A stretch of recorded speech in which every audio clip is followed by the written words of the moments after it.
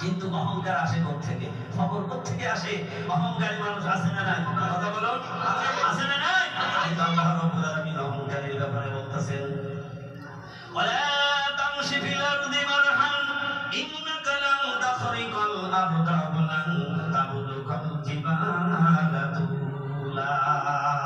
ও বান্দা, তোর যদি শক্তির বড়াই হয়, শক্তির অহংকার তোর যদি হয়ে থাকে, কারণ শক্তি আমি আল্লাহ দিয়েছি। কথা বলো, যদি তোর শক্তি থাকে, আমার জমির একটু লাথি মেরে দেখা। আল্লাহ বলতে কোরআনে, আমার জমিন পরে একটু লাথি মার, জমিন যদি শুকনা হয় তো ঠ্যাং ভেঙে যাবে, একটু ফাটাইতে পারবি না।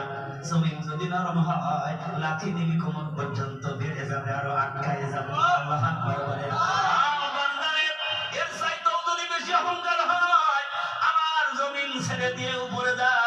আচ্ছা বলুন, কোন মানুষ কি সূর্যের উপরে যাই দাঁড়াইতে পারবে নাকি?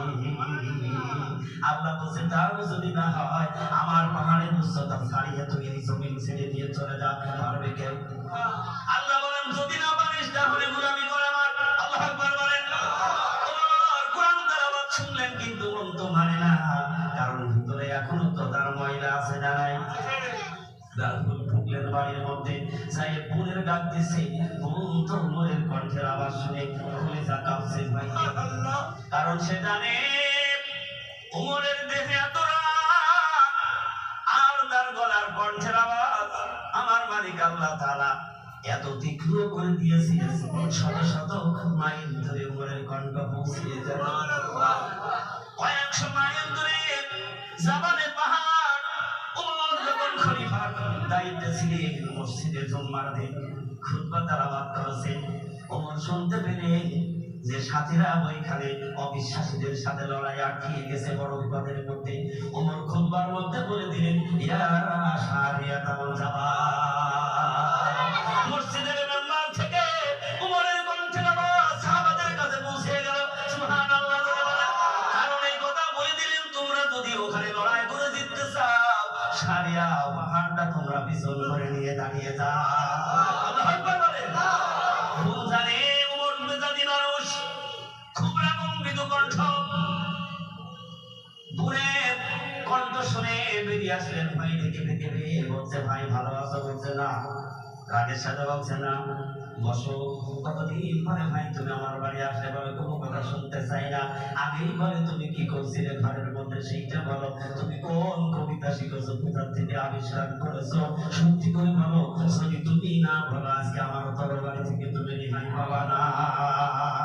গুণের অন্তরের মধ্যে যদিও কাঁপে, কিন্তু ইমানি শক্তিতে ভুল এক জাররা পরিমাণ হয় না।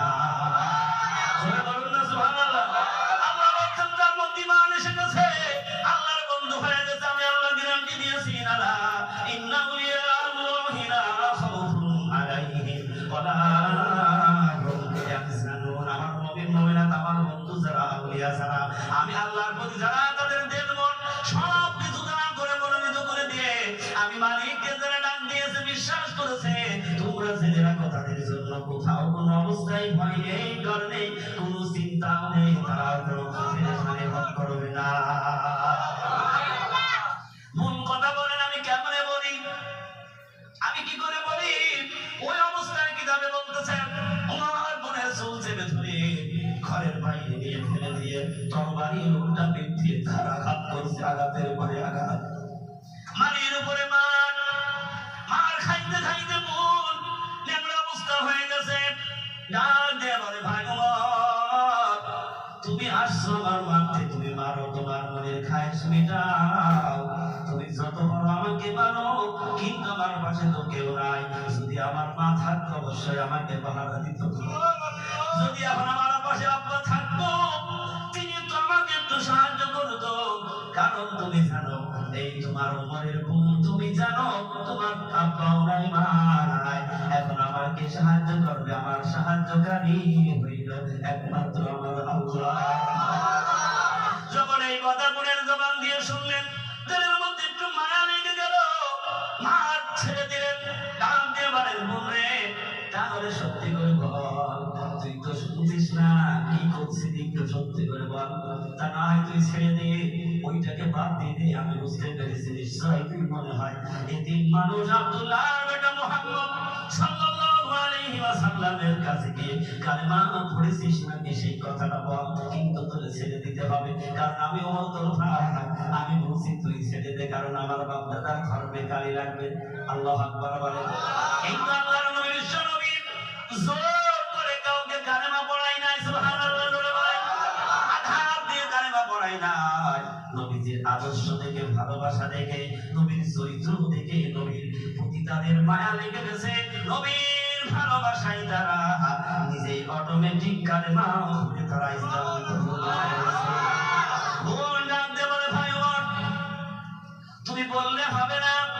আমি এমন কালেমা সেবন করেছি যে এই কালেমার গতি পাওয়ার এত আমার গোটা শরীরের সেরা উপসেরা প্রতি রক্তের ফোঁটার মধ্যে মিশে গেছে, ওইটা শুনে ফেলে দেওয়া যাবে না।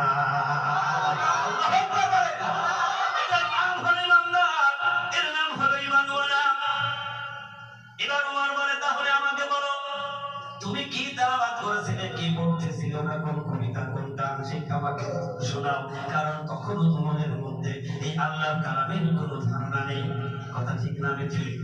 বললেন ভাই তোমাকে আমি শোনাবো ঠিক, কিন্তু আমার বাড়ির পানি দিয়ে তোমার আগে গোসল করতে হবে, তোমার দেহখানা উপরের দেহখানা একটু পাক বানাই। মনে মনে বলে কিন্তু প্রকাশ্য বলে না, ভাই তো রাগ হয়ে যাইতে পারে, কারণ আল্লাহ রাব্বুল আলামিন বলেছেন একটা ভালো কথা দিনের দাওয়াত কারণ যদি দিতে হয় হিকমতের সহিত, ভালোবাসা দিয়ে, যুক্তি দিয়ে, পরামর্শ দিয়ে তুমি তাদের দাওয়াত দাও।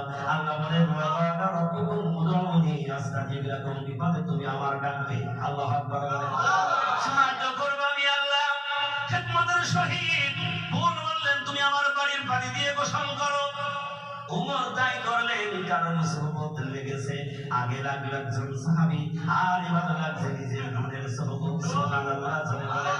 এই জন্য আল্লাহ ওয়ালার সুহবতের দরকার প্রত্যেকের আছে না না? আমি আস্তে আস্তে সেদিকে যাবো, একটু দেরি হলে রাগ করবেন না, কষ্ট হবে আপনারা যত তাড়াতাড়ি আলহামদুলিল্লাহ বলবেন আমি সুবহানাল্লাহ বলে দিয়ে যাবো, আমার মঙ্গল হবে। ওমর হ্যাঁ মোটে আমি মনে করছি 10টা পায়। ওমর গোসল করলেন, বোন আর ভাইয়ের মধ্যে একটা সম্পর্ক তৈরি হচ্ছে। সুবহানাল্লাহ বলুন।